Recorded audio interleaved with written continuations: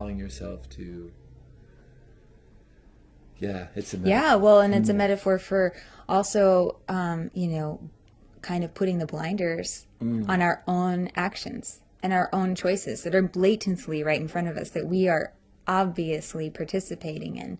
And yet, what we are trying to hide it, we're trying to pretend like what this isn't happening. And, Mm.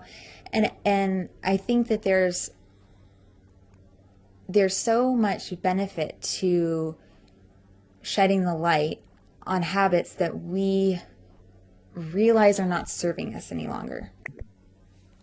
And I think that that's something, a key thing to point out when it comes to guilt and food and and habits that perpetuate our maybe addiction to guilt and shame, or that perpetuate these negative behaviors within our lives.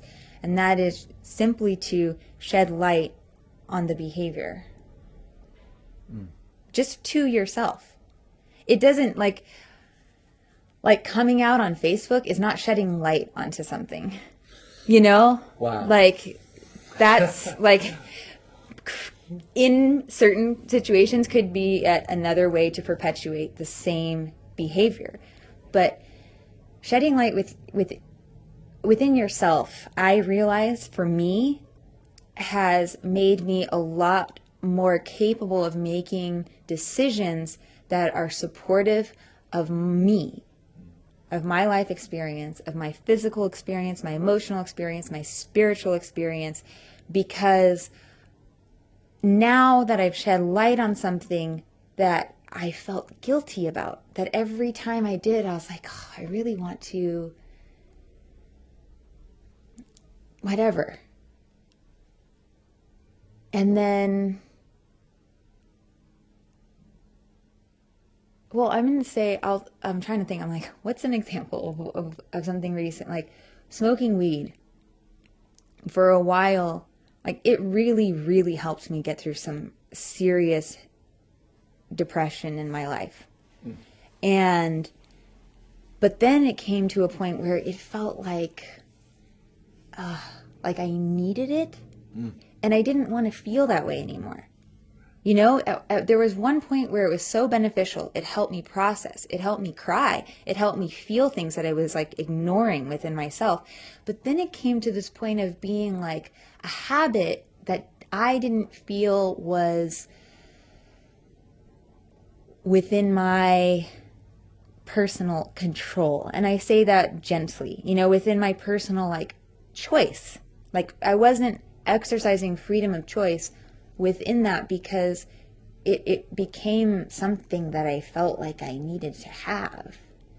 And and even when and so then I started consuming it with guilt. It went from being very helpful to all of a sudden being this like guilty thing where and I would find myself wanting it at these kind of odd times. And um and I started, instead of consuming it out of guilt, I started like talking to myself.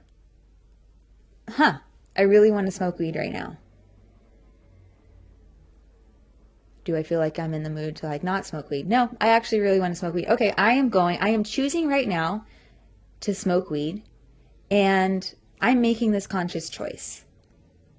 And I'm serious. I talked out loud to myself. I am making this conscious choice right now to smoke weed, and I'm going to do it. And I'm going to also allow myself to do it without guilt. I'm not going to shame myself for making this choice because I'm consciously making this choice, and I'm not going to like make some drama out of it. So I said that every single time. And then, it wasn't even that long. It was very soon into that practice that all of a sudden it was like, no, actually, I really don't really want to. So I really don't feel like I need that.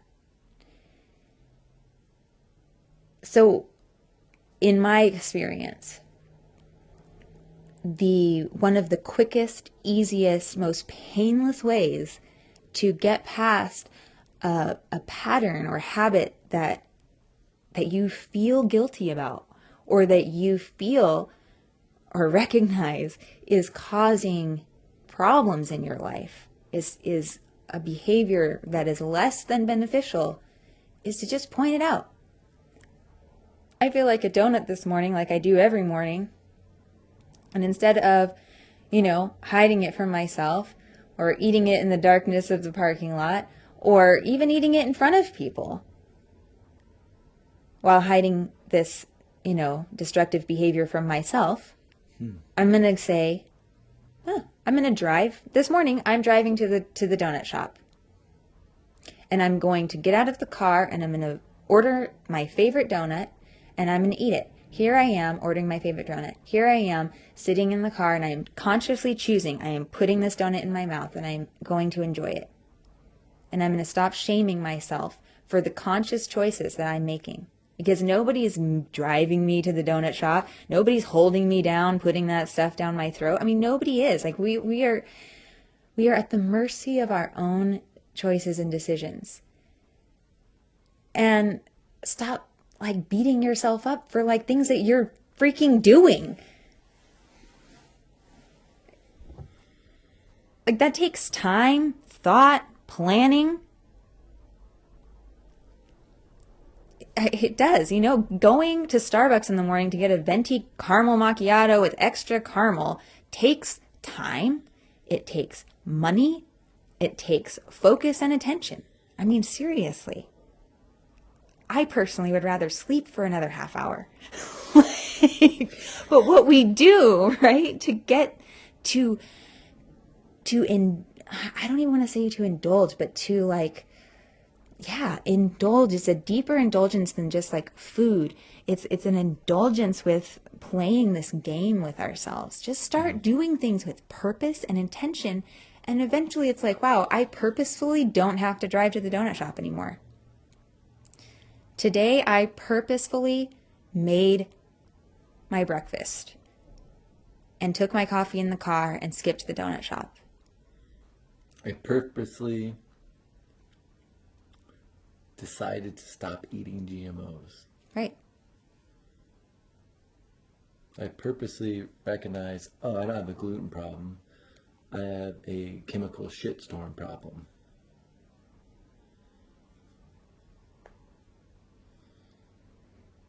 Yeah, right? Instead of just being oh, well, I'm gluten-free, I'm eating gluten-free waffles in the morning and I'm having my gluten-free donut instead, all of that is just facading, right? It's just being oh, well, see, I'm addressing the problem. Not really. Not really. I'm vegan, but I'm eating Oreos. Yeah. They're Oh my vegan. God, yes. Right?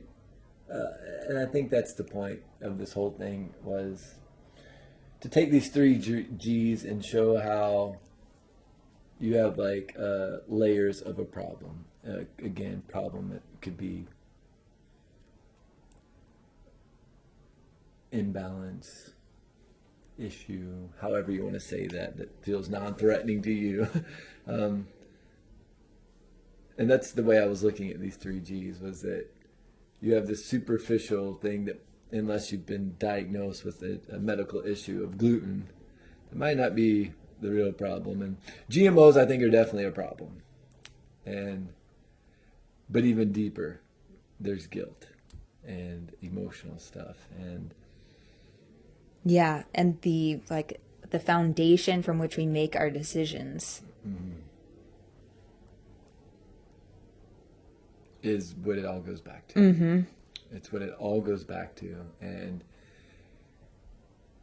as long as you're just chopping the head off of the weed, it's going to keep growing back. So until you're willing to get your hands dirty and kind of get down on your knees and kind of dig that sucker out, it's going to keep growing back. So I guess that's the subtle call to action today. No longer subtle. No longer subtle. That was me being subtle. Yeah. Are you ever subtle? I think so. I think so.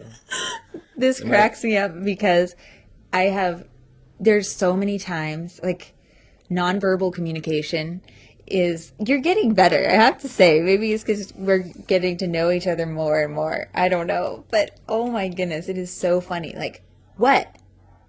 What? I'm like, yeah, I was trying to subtly signal you so that what? And drawing attention to what I'm doing was exactly what I was trying to avoid. Yeah, I would have just plain out said it if I felt like it was appropriate. This idea of appropriate though is even funny to me.